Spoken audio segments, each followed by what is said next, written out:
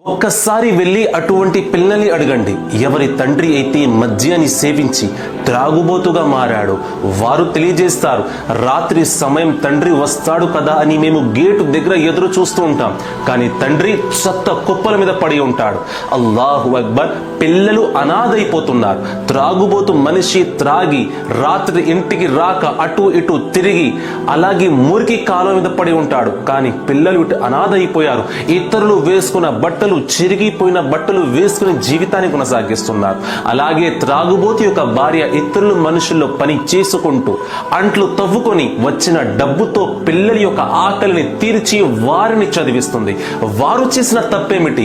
వారు మీ సంతానంగా రావడం, తను మీ భార్యగా రావడం తను చేసిన తప్ప? త్రాగుబోతు మనుషులతో నేను ప్రశ్నిస్తున్నాను, మీరు త్రాగుతున్నారు, కానీ శిక్ష మీ పిల్లలకి పడుతుంది, శిక్ష మీ భార్యకి పడుతుంది.